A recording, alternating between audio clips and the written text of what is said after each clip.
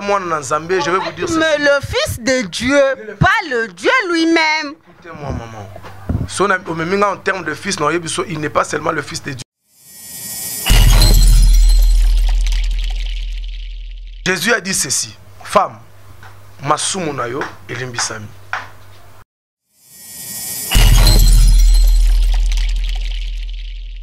Il parlait de ça beaucoup de fois. Et un jour, Bato Batouni va dire, oh, comment yé o azamutu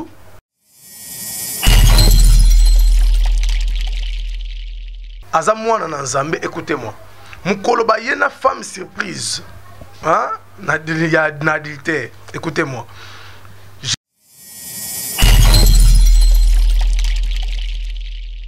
4 fois fils. Il est le fils de Dieu, il est le fils de David, il est le fils de Joseph et il est le fils de l'homme. Il est 4 fois fils.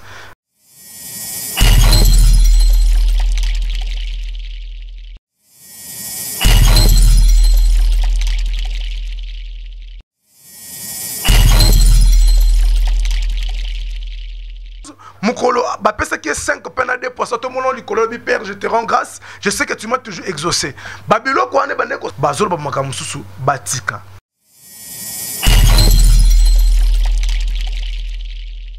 Ah, bologena lela, trésor mancour. Kumbela mokili ei. Kumbela mokili, trésor mancour. Kumbela mokili, talaka yo mukumbi. Kumbela donc. La terre est à toi, Kumbela yango. Balobi to s'abonner biso tout na chaîne Kumbela mokili. Tala bango ba jaloué, bazo banga. Mankuru wetu alo bakate.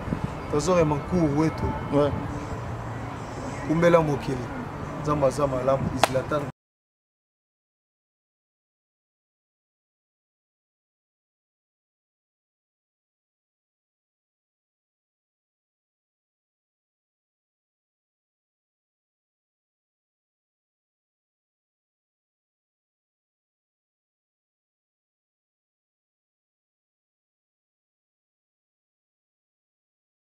La binonia so balandi ya internet, surtout na balandi ya Kumbela mokili. Quand je dis Kumbela mokili, ça veut dire que tozo kumbela. Mokili ngo donc il faut ka ko kumbela na ndenge o balobela faut ko kumbela mokili. Là voilà. Quand je dis Kumbela mokili, je vois Trésor Mankuru, le presse de la presse congolaise. Trésor Mankuru, je te salue là où tu es. Et là, je ne peux pas oublier, derrière le caméra, je vois Montréal, là, moi, Emmanuel le Pro. Nabengaka pro parce qu'il y a le pro dans so boyango etali nango yo ate suyo wana yo ezanga wabino la katangeze moi si ya pembe molasi ngungia na place à hôtel maté po pembe leki. Là je vois aussi le poète noir Zolele. Ah oui, bon quand de to mesana ko memela bino ba masolo bien ko memela bino ba to bien. Kande mboka ngo leleza na bulu yeke pona ba o ba bengi ba sali ya Nzambe donc mboka ekoti mobulu parce que eza na moko na bango alobi ke mboka ekoti mobulu po bango nde ba omema mobulu tozana prophète Nicolas ye moko akoyebisa biso pourquoi mboka ekoti mobulu pona bango nde mboka ekoti mobulu mboka ekoti donc nazana prophète Nicolas tozana ye wana na ko présenter bino. En tout cas bambote belé mingi na o babengi Real na ngai Emmanuel le Pro yo wana Real. Donc tozana prophète Emmanuel mingi ya koloba kutu zate na pesi mbote na Zuena babenga ke mingi la patrona madame Oseni. La patrona Zuena, moi si ya pembe ngungiane sikate ya kotelema. Ma petite sœur à moi, Mbotinayo Bisikozali. Là, je suis avec le prophète Nicolas. Tobeta masolo ya koyeba pourquoi bakoti ici zungu na mboka. Po moko oya bango nde alobi ke mbango mutu babebisi mboka yango toye koluka bango toyeba pourquoi babebisi mboka.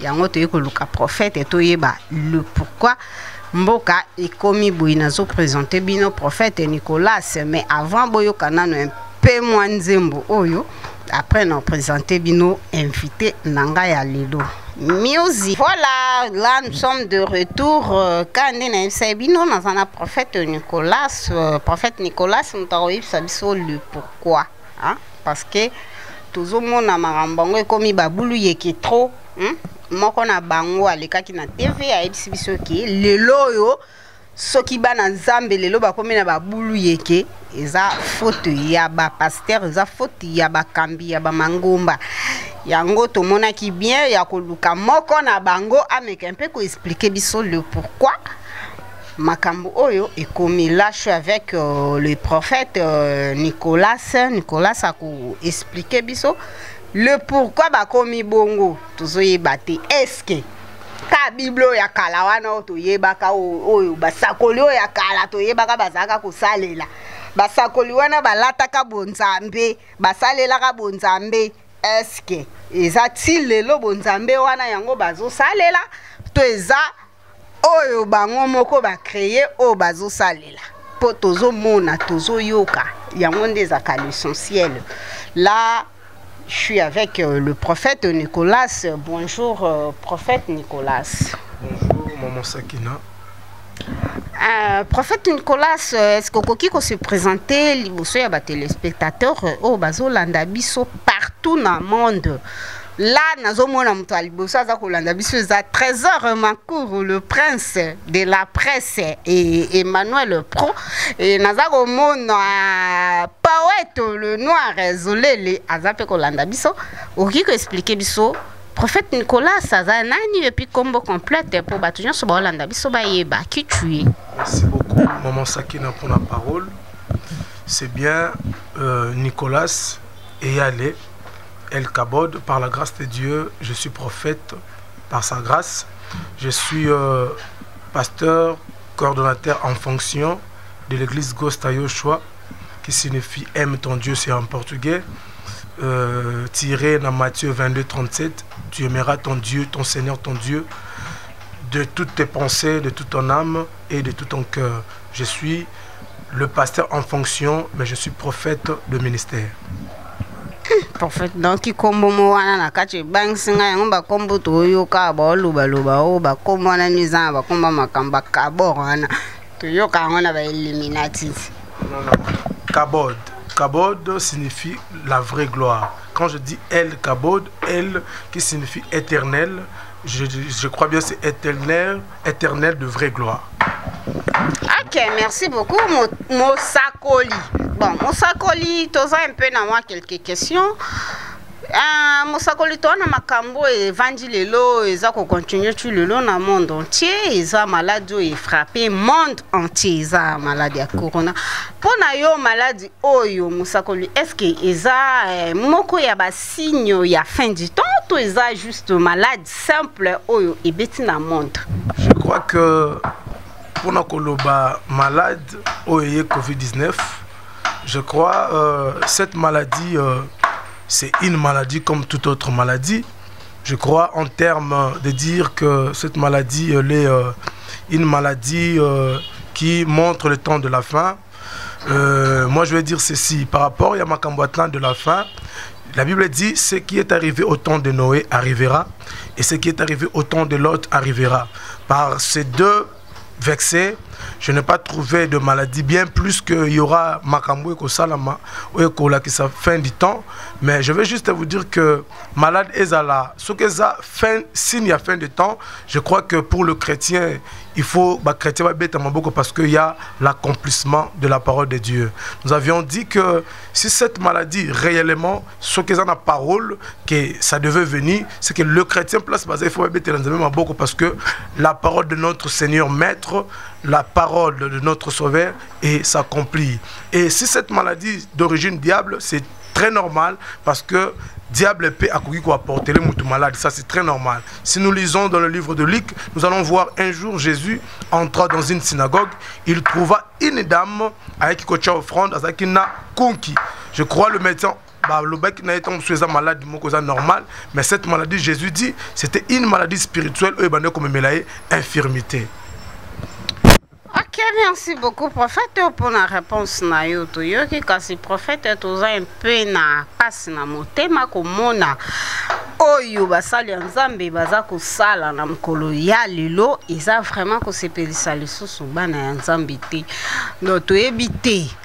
Pona tangu ya kala tomona basali ya nzambe bazaka kolata pena o eza bizaleli ya nzambe me bino lelo oyo boza vraiment libanda ya nyonso wana toza koyeba te totaki komona musicien moko comme o bino bolobaka ya mokili alobaki keza kanda ya nzambe nde eza kokita likolo na bino do makambo bokomi kosala eza libanda ya biblia toza koyeba te eza nini o bozolinga donc eza na bible ya kala o basali ya nzambe ya kala basalela pe ya sika ebimi o bino bozosalela. Je crois que par rapport à votre question, la Bible n'a pas changé. La Bible, elle est restée une même Bible qu'on a utilisée depuis. Problème est que aujourd'hui, nous tous, personne à Bossaniango, tout le monde a connaissance de ce qui s'est passé. Pour bien expliciter, je dirais ceci. Alors, les comportements des hommes de Dieu d'aujourd'hui, c'est très normal aussi, je peux dire, très normal, peut-être ça va vous étonner. Moi déjà étant prédicateur de la parole, si je vois certaines personnes en train, je vais déjà pour comprendre que Jésus avait tout dit, il avait dit, dans le moment où il y a de faux au Bakobima. Donc aujourd'hui, il n'y a rien qui nous étonne. Une même Bible, tous comprendre et le Saint-Esprit nous aide, ceux qui m'ont ramené sur ce comme Oyo, tous comprendre que la parole de notre Seigneur Jésus-Christ est ali kokendena kokokisama to ezo kokisama kaka.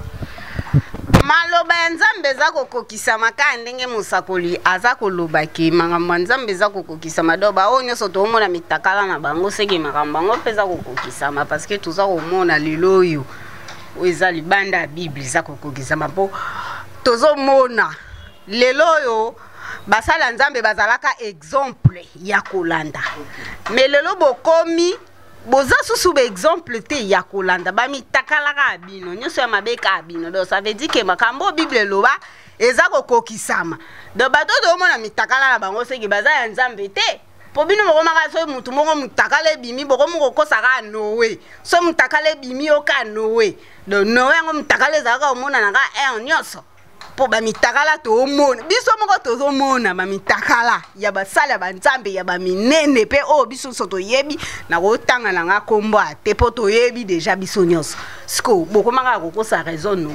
nowe yango mutu nyoso nde amona ka to ezaka ka juste bana yi. Ok. Quand je dis l'accomplissement, parce qu'il avait dit, souvent on dit, on reconnaît l'arbre par ses fruits. Donc, c'est que... Oh, pardon, prophète, l'arbre par ses fruits. Je dis ceci. Quand on dit les comportements, j'englobe tout parce que nous surtout les faux sortiront. C'est déjà ça, j'englobe. Mais écoutez-moi.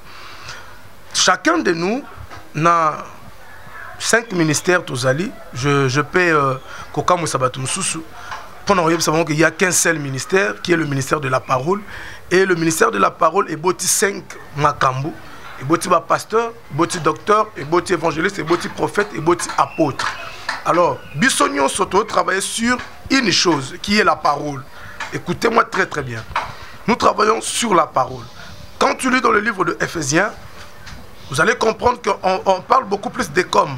Il a mis les uns comme apôtre, comme évangéliste, comme prophète, comme docteur, comme pasteur. C'est pour vous dire que le vrai pasteur, c'est lui-même Jésus. Le vrai évangéliste, le vrai apôtre, le vrai tout, c'est lui-même. Alors nous sommes des comme parce que nous suivons les modèles de Christ. Alors, si aujourd'hui, il y a certaines personnes, ce que nous faisons aujourd'hui dans les bons, il faut correspondre à Nenge Christ Jésus au Tambola. Vous comprenez? Alors, si Christ Jésus a Tambola qui n'a pas principe naïe, sanctification, il n'a pas injurié, Il était obéissant jusqu'à la mort de la croix. Et nous aussi aujourd'hui, nous devons suivre ces modèles.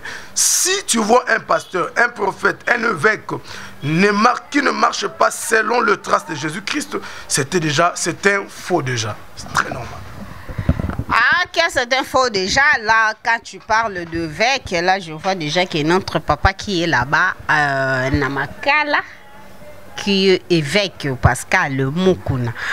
Oyazalelo Namakala, oyaza l'un de vous. Est-ce que vous contribuez na nini? Na tant que pasteur, tant qu'évêque, azalelo na makala, aussi contribuer net na nini pour na soutenir oyo eza évêque. Ok, merci beaucoup pour cette question. Oyo to sungami nango mingi pour na papa évêque. Peut-être na lobiango awate, c'est parmi mes parents, il y a Makamuna Nzambe. Auto contribuer non makasi beaucoup plus c'est la prière. Car la Bible nous dit que quand on fit arrêter Pierre, l'église ne cessait d'adresser de prières pour Pierre. Alors, comme il est notre papa, notre très cher patriarche, il est en prison, nous contribuons toujours dans la parole et dans la prière pour lui. Donc, tu as contribué juste la prière, mais ta présence c'est là où il est et nous au présenté en côté, j'espère. Non, je présentais d'abord la prière parce que la prière, elle est très importante pour nous. Et deuxièmement, ma présence a été remarquée aussi. Je crois que Atato Komaki pour côté, mais nous étions quand même dans la commune à Selemba où tous à Kiwana pour nous apporter un plus nabiso pour tout le monde papa, mais tout côté mais nous étions là. Voilà, prophète, là, tozo qui t'a vraiment to komi ko chité na émission na biso, to nga vraiment to yeba parce que ça la passe makasi comment na lelo comme l'église catholique est du ba. Binzambi boza un peu na makambu ibele poto na to monate sango aleki na TV pour finga moninga sango aleki te na TV pour a chrétien to alo baba n'importe quoi sur moninga sango. Mais ça arrive toujours et pas ya bino ba chrétien que moko koleka lobi ke ye kutunga na sala eboye ye kutunga na pesa eboye ye kututolia kiboye vraiment ezo sala bien te surtout pour na bandimi ozomona batu msusu ba croyance ezo kita batu msusu kondime ezo kita likolo ya ba makambo bozo sala et na invité so ki prophète yoko yebisa biso nini pour na fortification pour na basala nzambe pour na bana ya nzambe lelo ba garder ba foi na bango pour na makambo yo o ezo salema po ezo loma parce que tozo mona pe tozo yoka kaka bino ba chrétien. Ok, c'est une très bonne question et je crois que je m'y attendais. Ce que je vais expliquer aujourd'hui, la peuple en Zambie, c'est quoi? Oui, ça me fait aujourd'hui très mal. Moi personnellement, quand Nayokaka le débat tout autour de nous, pasteur Oualobi a répliqué, vraiment ça fait très mal au cœur. Mais je voulais prodiguer un petit conseil. Je vais les amener dans quelque chose ici dans la Bible. Je crois c'est dans le livre de Exode. Je crois c'est dans le livre de Exode. Juste au début là, Moïse, un jour, Moïse azokutana na likambo moko na kat na Égypte amoni hébreu na égyptien bazobunda. Souvent on prend l'Égypte selon quand on enseigne toujours Égypte comme bando qui est comme Satan, comme le diable, comme la partie adverse. Moïse amoni ba hébreu qui est le peuple de Dieu, ban Nzambe, ba choix Nzambe, ba obunda na égyptien. Moïse abomi égyptien atiki hébreu. Mais lorsque le jour il a vu hébreu contre hébreu, il a dit non, bino beaucoup bundate parce que vous êtes de frères. Je voulais prodiguer un conseil à tous les hommes de Dieu.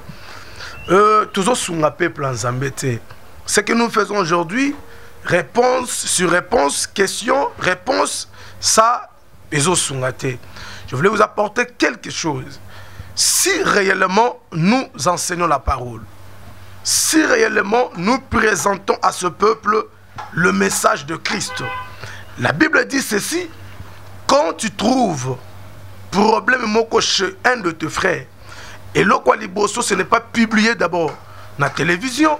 Et le quoi liboso, ce n'est pas d'abord oh loba po batuba yoka yoko loba qui parce que to comme na likambo bongo ba pasteur belé ba comme loba poto yoka bango nde bazoloba. Or selon la Bible, au cas où tanga au bobimisa ba verset biblique et belé. Bible zo recommandé na biso tokende eloko liboso ko kutana na bango ko sola na bango. Soka yo kité Bible pesi sur deuxième étape ko luka témoin. Soka yo kité Bible lobi, il faut se connaître quoi bongo botika ye. Mais quand vous avez sauté toutes ces étapes, malamment que vous publiez à la télévision, ce n'est pas du tout gentil. Nous entre nous, Satan ne peut jamais chasser Satan. Ne peut jamais. Diable ne peut jamais chasser diable. C'est biloko nyonso normalement ba musulman ba comment c'est kabiso. Parce que boyo kanizate. Tout travail na kati ya confrérie. Quand vous remarquez quelque chose et pas mon sala nzambe moko directement venez solo la na yesoka yo kité ba mpaka bazali na makambo nzambe chercher le mpaka ba ya basola et ko sala bien makasi et ko aider peuple na nzambe. Eko sunga peuple na nzambe wana elobi Emmanuel le pro et poète noir Zolele. En tout cas, prophète Tonutoyeba, est-ce que ça la Bible moko bino bo salela na ba catholique po ba mamba buzo bango bande banda. Sko ba pasteur wana o lelo yo ba mitakale koma mateya. Po ya wana nde to vivre na mboka na biso do ba mitakala ya ba pasteur ya ba avec yangonde koma mateya na biso du jour to koma ko zela ngolokola ndenge to zela bozongi ya mwana nzambe na ba téléphone na bité conseil ko pesa na ba pasteur to ba sakoli wana misusu conseil nino ko pesa bango. Je voulais prodiguer aussi un conseil. La Bible dit ceci: nous qui enseignons, nous serons jugés plus sévère. Je vais donner un exemple, illustrer un exemple typique. Un soldat, bakangi soldat à Oiba. Bakangi pe un voleur permettait un voleur à Oiba. Et tant baké bangomi ba le même effet, le même cause produit le même effet. Oibi téléphone. Mais vous allez voir na bangomi balé, soldat ba condamné beaucoup plus. Pourquoi? Parce que ayebi mibeko. Voyez-vous, ayebi mibeko. C'est-à-dire, nous qui enseignons, nous serons jugés plus sévèrement. C'est parce que nous connaissons la vérité. Et quand Tozo sale la vérité en côté, et quand Jésus viendra, nous serons jugés plus sévèrement. Je voulais dire à tous les hommes de Dieu, la Bible dit, l'homme de l'évangile doit vivre de l'évangile. Cela ne veut pas dire que quand nous enseignons la parole, en retour, ce n'est pas ça. Ça, c'est la falsification de la parole. L'homme de l'évangile doit vivre de l'évangile comme le Saint-Esprit a aidé. C'est ainsi. Makam ozoteya, il faut à la première personne yakoberi yango. On m'a toujours dit un maître ne peut jamais enseigner une leçon au yemokazo maîtriser. Poteya bana leçon, il faut yomoko marambo teya bango maîtriser yango très très bien. C'est-à-dire prêcher ce que vous êtes capable de faire, même vous aussi. Souvent, batebele baganga kaomoni somo yiba yibi muto azoganga déjà terminé na balaba gangi au voleur souvent batirer la attention te to tirer attention na muto yo aoki mo soit na muto yo place direction na yesali ya moyib au voleur to tirer attention pas na yete ne aujourd'hui ba ça dans même belé bo ça bongo. Donc quand il dit bo sumukate donc pour biso to tirer attention te bien-aimé dans le Seigneur. Nous avons un Dieu qui voit partout. Au Coco Sabiso na télévision, au Coco Sabiso na radio. Tu regardes à gauche, tu regardes devant, tu regardes derrière, tu regardes à droite. Mais écoutez-moi, il y a un Dieu au ciel qui te voit. Il y a un Dieu qui te voit. Nulle créature s'est cachée devant lui. Devant lui, tout est nu et à découvert. Si Diego Kao a découvert l'embouchure du fleuve Congo, Jésus a découvert source ya ba pensée na yo. Zambayebi oyo zote ya osala no ngote. Na pesa biso conseil. Tous à la bateau makambu tozote ya, tous à la bateau mingi ya kosala lango. Par rapport il y a ba vidéo. Je crois très bien que par rapport aux vidéos nakolinga mingi na nager sur yango penzate parce que il y a aucun vidéo qui montre à suffisance que c'est que bandeko bamona ki wana est vrai. Hey, prophète, pardon, bison soto monaki. Bisonyo soto monaki que c'est vrai. Et ça qui yango. Alors, prophète, to meki un peu koyeba na makambo nyose komi na mboka oyo parce que to ebeza chaos mondial. Donc Covid ebeti monde entier. Bon bande betaki na RDC awa na Congo Kinshasa précisément. To ebita soki prophète na biso contribuer ki na nini na maladie ebeti biso na mboka oyo na makambo ekoi na mboka. Est-ce que prophète a contribué na nini na chaos oyo ebeti na mboka? Je crois que avant de répondre à cela, nazonga na makambo na ndolo ba makambo ba vidéo. Prophète vidéo bison soto monaki pe elaki saki mukolo nango. Papa koko sa biso te pardon. Toi mikolo makasi biso soto mona ba vidéo yo. Même Emmanuel Pro a monaki, même Chilo le caméraman Chilo a monaki. Yango biso tout monaki ki ezaki vrai. OK. Je suis dans le livre de Genèse. Je suis dans le livre de Genèse. Boko c'est la ka Noé. Ongo même biso na Noé. Bo bino so boko maka Noé. Wana ya mamba Noé te ya mamba vidéo ya mutakalisation to mona ki nyonso bande bandeli tina suka. Je dis ceci, moi personnellement nazwaka temps nangate en train de regarder ces bêtises. Nazwaka temps anate yako na vandi na ba. Prophète yo soko zo kita ko landela to ya ko mona te. Emmanuel Pro a monaki et le poète noir Zolele a monaki. Donc, tout le monde qui vidéo na papa. Par rapport à cela, je dis ceci.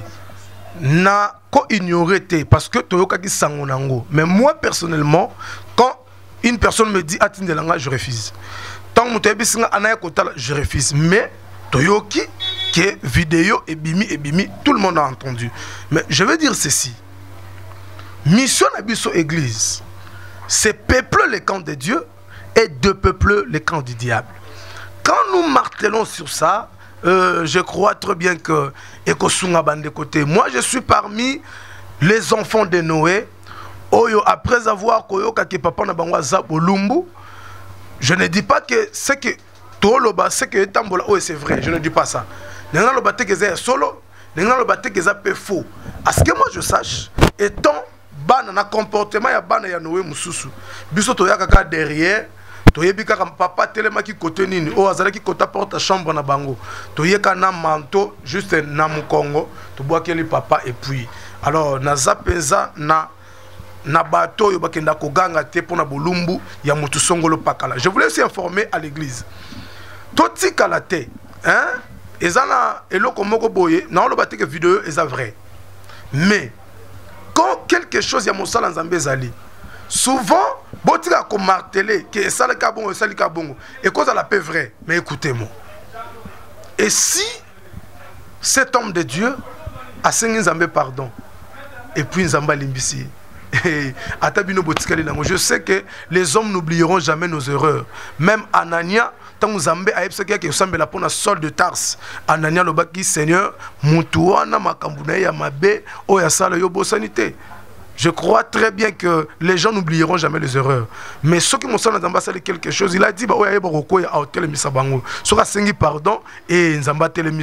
je crois que le problème n'est pas Yena nzambe bakobongisa ba mitakala o bino bomoni moni wana bango na nzambe bakobongisa mitakala oyo bino bomoni Zuena la patronne Zuena binti amour et la patronne madame ya monsieur Hussein le président hein, monsieur Hussein Barouane.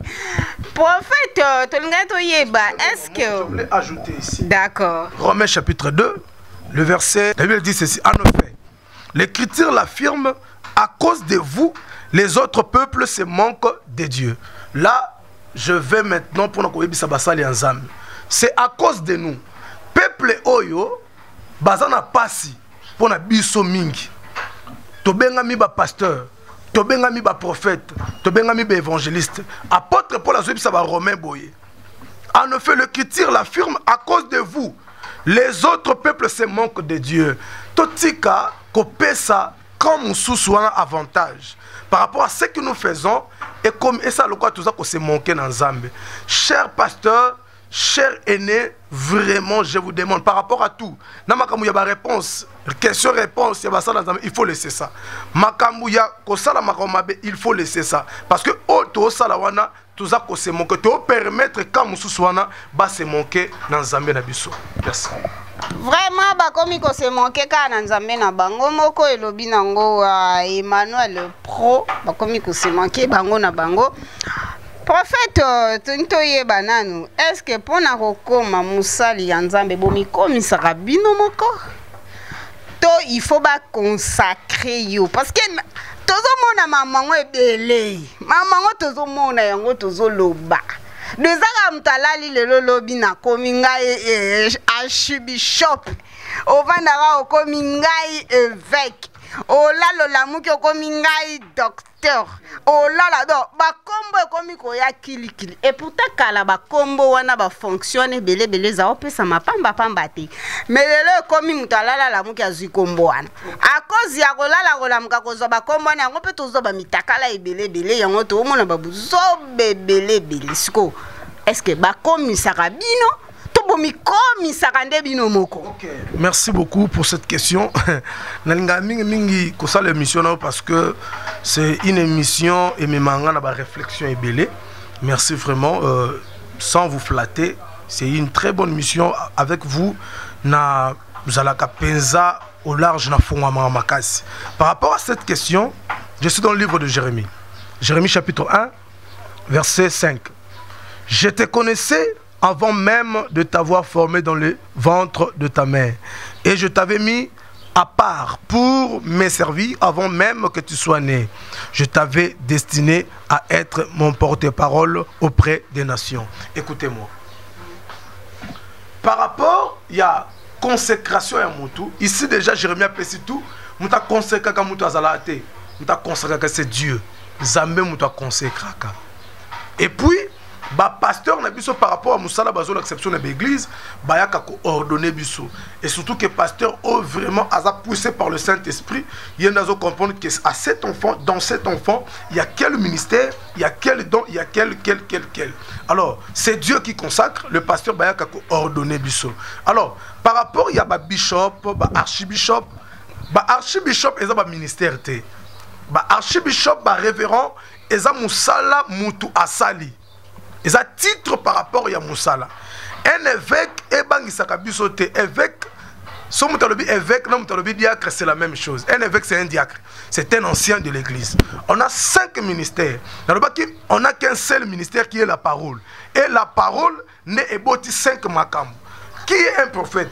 Un prophète c'est le porte-parole de Dieu. Il est là pour révéler les choses du Père à Fongolango Nabananaye. Un apôtre c'est qui? Un apôtre c'est celui qui défend la doctrine. Un évangéliste c'est celui qui enseigne le ABC de la Bible. Un docteur c'est celui qui enseigne le XY de la Bible. Un pasteur c'est un berger. Donc, et Aza prophète comme moi, je suis prophète de ministère et je suis pasteur en fonction. Voyez-vous? Pasteur en fonction, comme ça, nous pasteur en banane, ils auront volonté à battre, tout ma volonté en Zambie. Ici, par rapport à Jérémie chapitre 1, c'est Dieu qui consacre. Comme moi, j'ai été consacré par Dieu. J'ai commencé à prophétiser à l'âge de 4 ans. C'était à Bandundu, na Kwamuntu. Mon papa était imité à Bandundu, Kwamuntu, ngana banda ko prophétiser à l'âge de 4 ans. Donc, makamunanga ya consécration à Jérémie, Zambia bandi ko prophétiser à l'âge de 5 ans. À l'âge de 5 ans, comme il porte-parole, Mouto conséquent batu ezali mutu te Nzambe. Basali na Nzambe bayaka ko ordonné par rapport ya musala, balakisi bisoto par rapport ya molimo na Nzambe nde ayebisi bango. Molimo na Nzambe nde ayebisaka batu. Ah wana balobi Emmanuel Pro Zuena binti Amori, la femme du patron, babi molimo na Nzambe nde i consacraka mutu. Mais tokomi komona lelo oyo basala Nzambe bakomi kosala bokasite ya bonzoto bokasite na bango do balingi sous volonté ya Nzambe te do bakomi komona ke volonté ya Nzambe za ko umela donc mutu alingi kaka tango lelo ya komi prophète monde entier yebake ye wana prophète tango aoluka ke monde entier ba prophète yonanga to yebi pe to monaka bakotaka na se bacheli biso bible likolo bakotaka na se po bamata bayebake bango wana bamonani e na kotia bible na se yango wana nde toomona lelo bamitakala eza korenye babuzobe eza korenye tokotika te tokobanda kaka kolobelelaka yango po ya ezosala mabe bozo pengwisa babiso oyo lelo foto lobelelaka yango siko mpona mosakoli mpona bato baosala effort ya bango moko sanki bokasite ya nzambe sans causer la patience ya nzambe okoki koyebisa bango nini.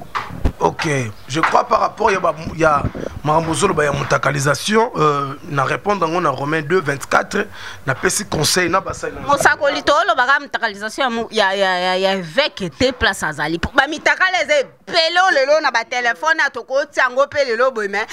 Toza ko batela ka bana ya nzambi po yango mutuneza kaya. Par rapport ya batu bazo tchabilo musuna c'est-à-dire ba la kisi. Tozo yebate parce que bon luka basa la volonté na bango moko tant muto luko sa la volonté na yo moko soki nzambe te c'est que kisi parce que tozo mona lelo ba oya nzambe bazo yebana ba oya nzambe pete bazo yebana sko ba oya nzambe te wana bango mutu ba mata liboso sko tant ba mata liboso wana ba oya nzambe bazo tikala na se sko na se wana oya nzambe leta boyaka que biso yo ba peuple bandimi to suka api. Je crois bien par rapport ya ba oyo ya bango kuna ba o matalikolo je ne comprends pas le kolingolo ba mais laissez-moi vous informer ceci. Kozala namba membre effectif de l'église ebele ce n'est pas yangonde koyeba nzambe to kozala na nzambe ce n'est pas ça. Dieu viendra pour chercher une seule église où il y a sans tâche irrépréhensible. Donc, tant qu'un pasteur maté a sans tâche, sans microbes, irrépréhensible et irréprochable, a été correct selon la pensée de Dieu et il fait que la volonté de Dieu parce que Dieu, il a dit, non, je crois dans le livre de Actes des Apôtres, il a dit, j'ai choisi David, c'est lui qui accomplirait toutes mes volontés. Tozana posa, basala nzambe oyo, bazole kana ba chaîne union sauté pour nous le basé élevé non. Toi na posé basala nzambe oyo basala que la volonté de Dieu. Et si une personne est obéissant, il fait que la volonté de Dieu nzamba otombola ye. Ko tombola pour vous, je ne sais pas ko le kana ba télévision to côté na États-Unis ko kende ba voyage, ce n'est pas ça être élevé. Ce n'est pas ça être élevé. Je ne sais pas par rapport à la question na yo soki élévation pour na yo et ça ko kende poto to ko le kana ba chaîne union non. Pardon, prophète, nga lobite ke kokene élévation ezaka kokene poto no élévation eza oyo lelo eza élévation na ko loba eza participation ya changement ya bana na nzambi yango wana na sansonga na zolobilila parce que tozomona lelo bana na nzambe bamabaku ekomi ebele vie ya comportement ya ba cadre ya église. Ok, nako senga na bana nzambe nyonso. Avant d'aller quelque part, vous pouvez m'aider avec votre stylo. Na souligner et loko moko lobia c'est très important. Avant un papier aussi. Bana nzambe na senga na bango boy. Nako senga na bango boy. Nako senga na bango boy. Avant d'aller dans une église, ok, nous sommes là, il faut d'abord prier à la maison. Quelle est sa volonté? Ok, wapi. Des questions, réponses par rapport à la question. Avant, toi qui est une église, quelconque, il faut tout nzambe volonté. Merci. Sikoyo neti na biso na Kishasa awa tuluka koyoka nzambe te toyoka mingi basali na nzambi lelo ba omemela biso trouble tozomona lelo na mikakatano ya munene ekomi na monde entier na koloba kana Kishasa te mais en monde partout ya malade ya munene ekomi biso na mboka mais tozomona ba pasteur misusu devant ba caméra bazolo manambiso que non to porter ba cache-nez pour na malade Covid et toni na mboka mais derrière caméra bazolo manambiso que non faut ko sambela parce que les malades moko spirituel les a frappe ya nzambe et za na musicien moko pe ya mokili oya yemba ki malade oyo eza frappe ya nzambe frappe ya nzambe ngo eza à cause ya bino basali ya nzambe boza koto sanzambe te là tozo chute nous sommes vers à la fin balobi keza frappe ya nzambe parce que bino basali ya nzambe boza kotosa o eza mibeko ya nzambe te boza kosala makambo o eza nzambe te boche ba bible likolo bozi makambo na bino boche na se ya bible. Ok, par rapport ya malade Covid-19 est réel, c'est vraiment une maladie et déranger penza monde makas. Je crois très bien boyebi origine nango ndenge tozolanda na bino na ba télévision euti na Chine après commis ce que tolobi eza frappe ya nzambe nzambe akotsa mutu na souffrance te nzambe azana biloko mibale so balobi eza papa prophète pardon nzambe akotsa bat na souffrance te bo bana Israël Égypte bazaki na bisengo. Merci beaucoup. Dieu il dit ceci, je connais les projets que j'ai formés sur vous, les projets de paix et non de malheur. C'est-à-dire, et pas Nzambe, Nzamba va malheur, Nzamba va souffrance, mais Dieu a des choses. Dieu a la punition et il a le preuve. Souffrance, ton malheur, et peut-être à ça là quelque chose, Dieu est en train de punir. Voyez-vous? Et par cela déjà, ceux qui ont punition Nzambe et tant au moins tata pour cette maladie elle est réelle. Derrière le caméra, bazolo ba makamususu ya kotika yango. Ya kotika yango. Nakosenga na bandeli na bandeko nyoso derrière le caméra, bazolo ba makamususu batika. Cette maladie elle est réelle. Sunga bandeko zana bango batika na bandaku soki balingi babima balata ba masque, balata ba gants, bazana ba désinfectant très important. Ka ba konzi oyo ba olo makambo wana nde Bible o ngana toza ko salela na remettre ebisi biso to sa autorité établie. Donc eza pona bien na biso nyonso même nous toza n'a pas c'est parce que les cultes sont suspendus mais un venturé ba melaraka bon nous sommes en train d'observer mais tout en priant tout en comptant dans la sanctification et nous prions enfin que maladie oyo et si la peine totalement la maladie est le réel devant le caméra ou derrière que la vérité maladie ezali protégez-vous. Protégez-vous Zouena Binti Amouri la femme de patron Ouseni Baron et protégez-vous. Prophète est comme biso vers la fin et en a question moko kana ngaki na yeba parce que ngande na daraboti lelo na yeba comme nzambe te parce que même la Bible na monaka place Moïse tant nzamba tinda ki ko bimisa bana ya Israël na boumbu Moïse atunaki ye soki fara tuningana lobanani aisake ka yebisa c'est lui qui est. C'est lui qui est wana babengi nzambe donc nzambe la kisike oyo azali siko kombo na ye réel wana ezaka nani yango na lukaka na yeba Emmanuel le Prou oza posa ko yeba kombo nzambe te musakoli ye yo azawa to yeba kombo nzambe. Merci beaucoup, c'est une très bonne question. Diable a tenté Jésus après jeûne il y a 40 jours et Jésus a dit ceci: tu ne tenteras pas ton Seigneur, ton Dieu. Cela signifie que le nom de Dieu, c'est Jésus-Christ.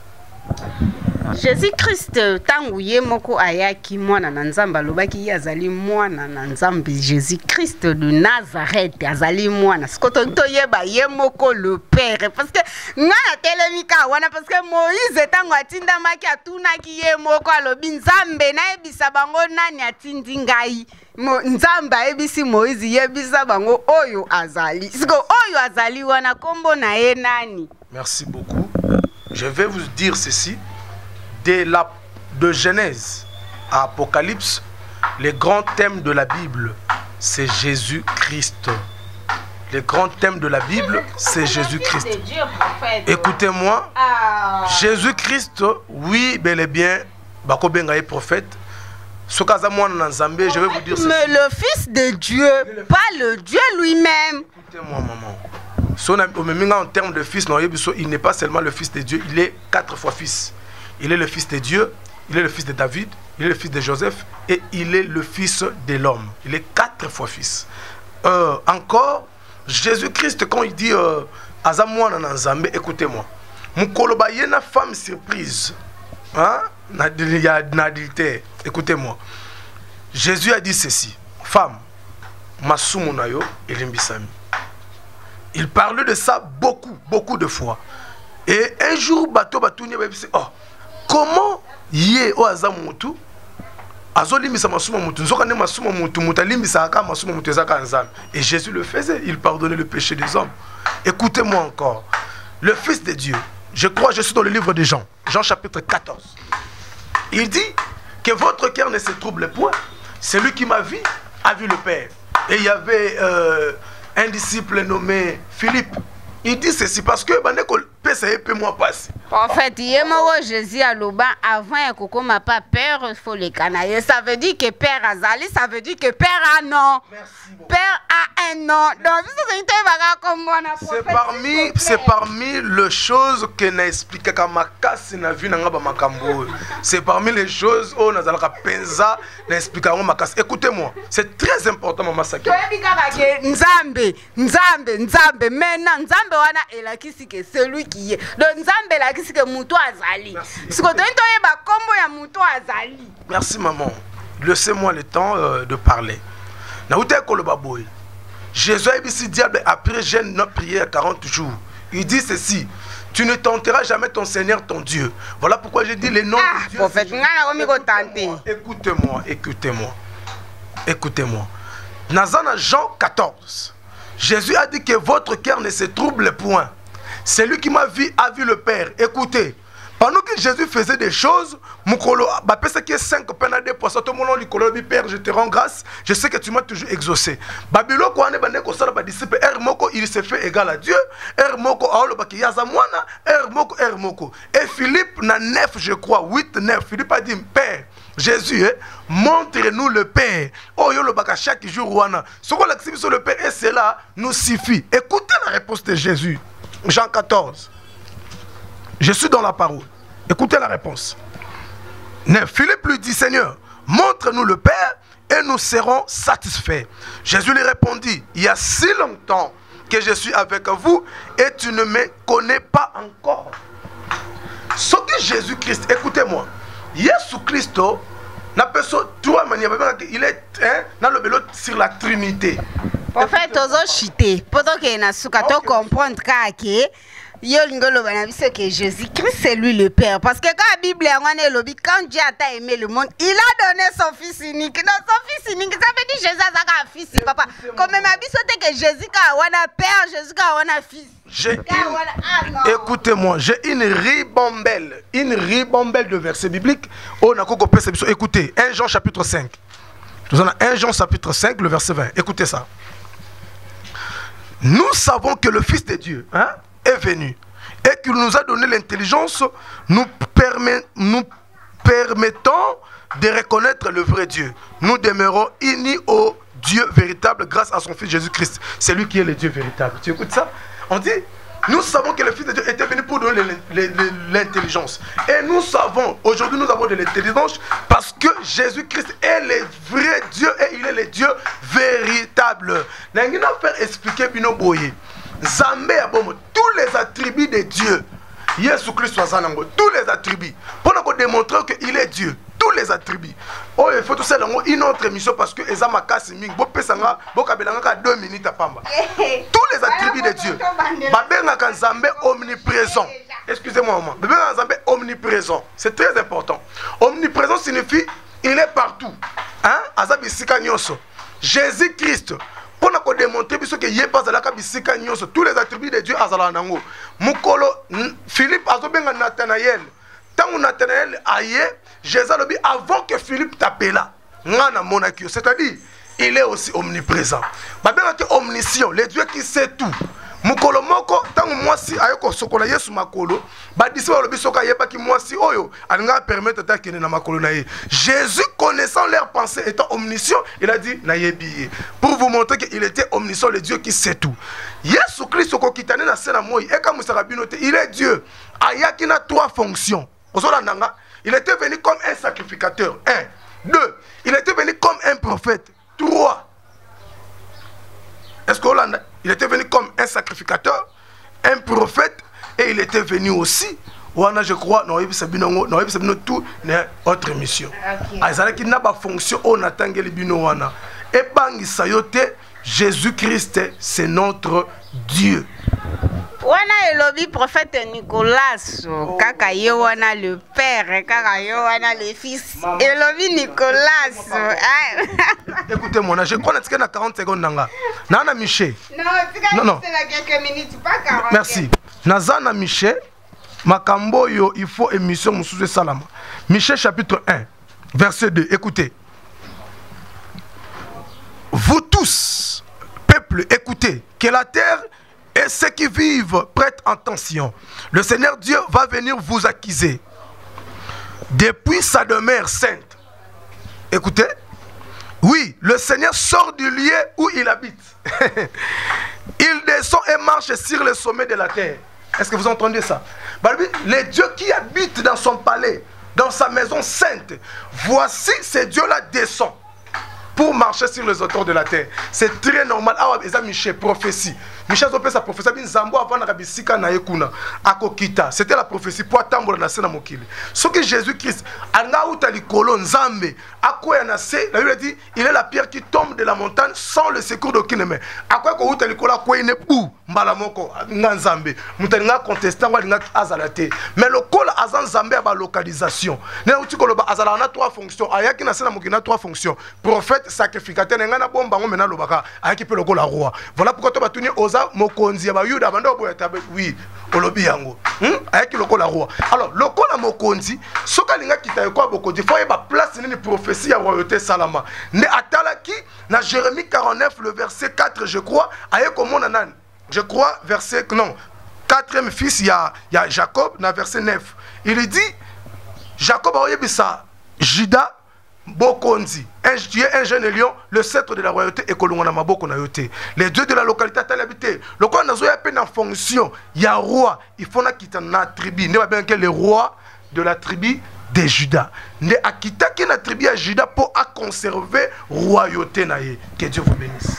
Alléluia, kitaki loro la mwana wane lobi le prophète Nicolas c'est oh nyo sazana posa ya ko contredire le prophète Nicolas akoki ko benga biso na numéro oyo ezana se wana eza 081 80 60 81 80 60 346 donc yango wana ezaki émission lelo tozalaki na oyo ya bino prophète Nicolas Mosakolina Kolo oyo azaki lelo lipamboli pona ngai pona oyo ezali cameraman nanga babengi Montréal le Manuel le Pro azaki na sima ya caméra oyo pazaki kolanda biso Prince Trésor Makuru babi Prince Trésor Makuru na kati ya kumbela mokili tozokumbela mokili ngo kaka na ndenge esengeli napesi bambote Chilo bambote na yo cameraman le Pro mbote na yo bisiko zali napesi mbote na ngai na le poète noir Zolele Prophète Nicolas, j'espère que comme il a soukaya émission na biso moi quelques dédicaces et puis moi les pambolité pour na Emmanuel le Pro moi ba ma pambolita akato yepa musakoli to zonga bongote moi ba nzondo na biso yo pe to za moi ba nzondo Nzondo c'est quoi yo bi nzondo te do ba ba biso ba nzondo na ba kosaka nzondo te Emmanuel, nzondo te banzondo bisika so yebi kakandeza bwete ko kutana msala nzambi prophète Nicolas tokozonga bongo te moi pa kolosi timo banzondo bamba biso bo banzondo prophète bamba biso mo banzondo Emma yo banzondo te Pro il faut que expliquer ngana nzondo ezanini après non soko ebisinga na tali yango so ezani après na peso nzakomba toloba nzondo ya chaîne te toloba nzondo ya nzondo bapakolaka bato yebi nzondo bapakolaka bato te yo bongo na Deniles natanga kombo comment pasteur Deniles prophète Deniles yamtabamba bato ba nzondo ti yaye bikamo ezaka ba nzondo ebango te. Mon problème est que nayeba nzondo ningeloba ni si nzondo ningeloba epakolo sindenge mikolo tokomomona mosusu akomoleka na TV aloba Fukushima